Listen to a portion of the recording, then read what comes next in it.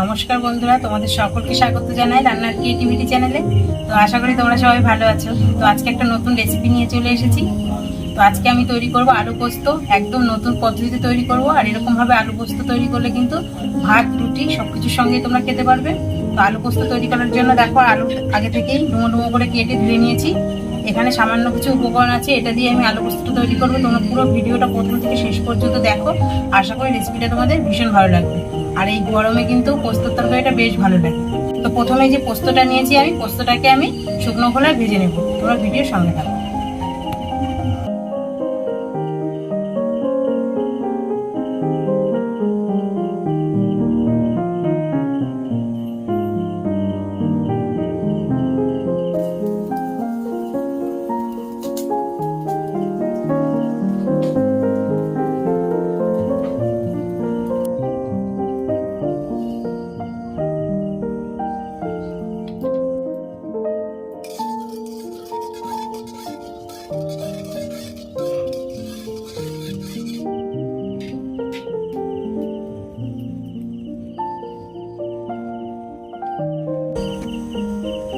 পোস্তটা ভেজে তুলে নিয়েছি।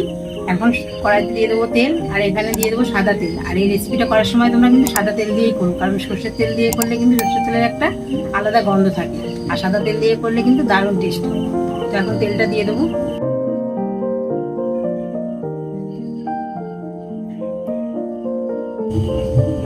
একটু কালো জিরে আর দুটো শুকনো লঙ্কা ফোড়ন দিয়ে দেবো।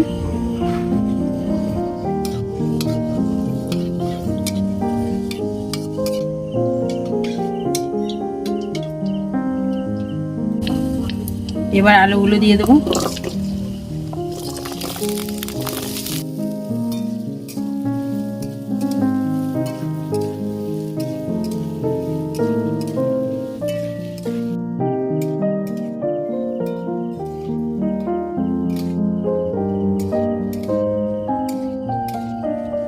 এখন একদম হালকা আছে, আলুটাকে ভেজে নেবো কিছুক্ষণ। আলুটা ভাজা হতে হতে পোস্তটাও রেডি করে নেবো।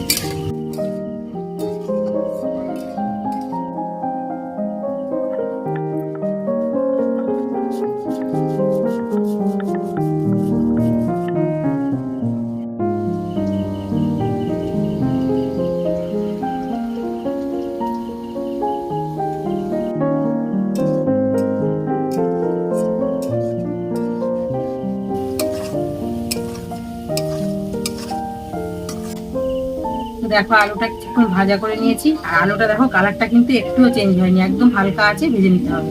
এবার দিয়ে দেবো লঙ্কা কুচি, একটু আদা কুচি, পেঁয়াজ কুচি, আর দেবো একটু গোটা জিরে। আর এই সময় গোটা জিরে দিলে কিন্তু ফ্লেভারটা দারুণ হবে, আর জিরের কালারটা কিন্তু কালো হবে না। জিরের যেমন কালার তেমনই থাকবে।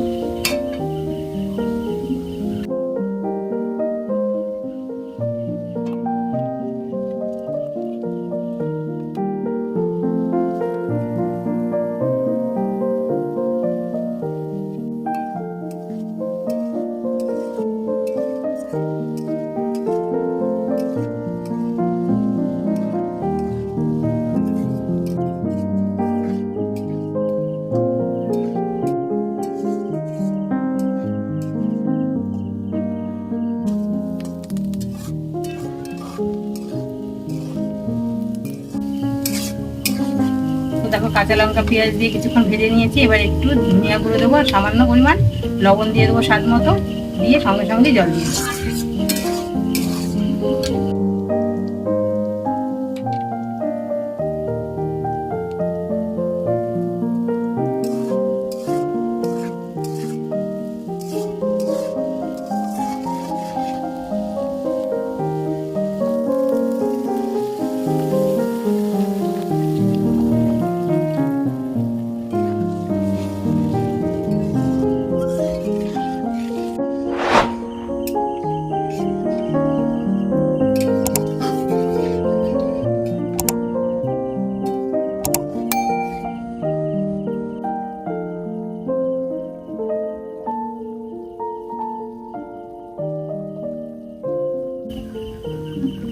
দেখো ঝোলটা ফুটতে শুরু করেছে, এখন আমি পোস্ত বাটাটা দিয়ে দেবো।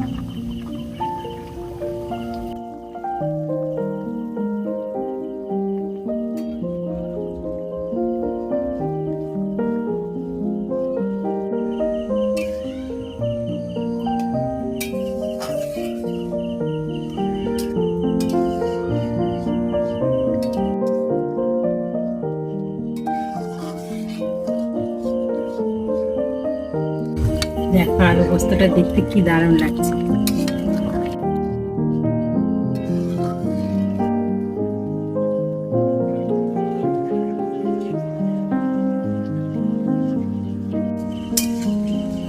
তো বন্ধুরা দেখো আমার আলু পোস্তটা কিন্তু কমপ্লিট হয়ে গেছে। আলু পোস্তটা দেওয়ার পর আলুটা কিন্তু কিছুক্ষণ ফুটিয়ে নিয়েছি ঝোলটা। এখন দিয়ে দেবো স্বাদের ব্যালেন্স রাখার জন্য সামান্য একটু চিনি।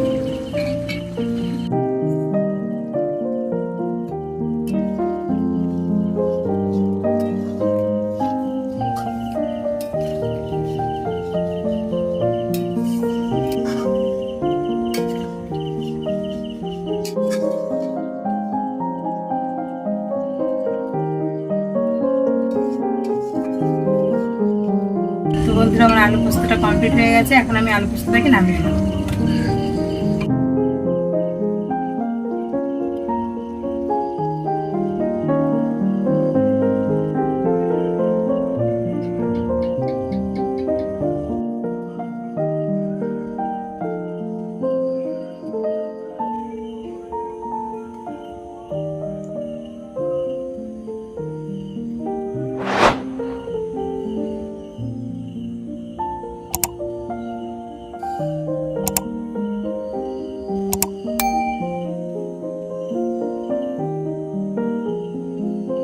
তো বন্ধুরা দেখলে তো কত সহজ পদ্ধতিতে আমি আলু পোস্তটা একদম নতুন কায়দায় তৈরি করলাম।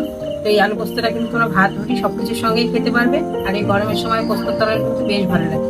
তোমরা একবার বানিয়ে দেখো, স্বাদ কিন্তু মুখে লেগে থাকবে। আর আমার ভিডিওটি ভালো লাগলে আমার চ্যানেলটিকে তোমরা সাবস্ক্রাইব করে আমার পাশে থেকো। আবার পরবর্তী নতুন রেসিপিতে তোমাদের সঙ্গে দেখা হবে বন্ধুরা। তোমরা সবাই ভালো থাকো।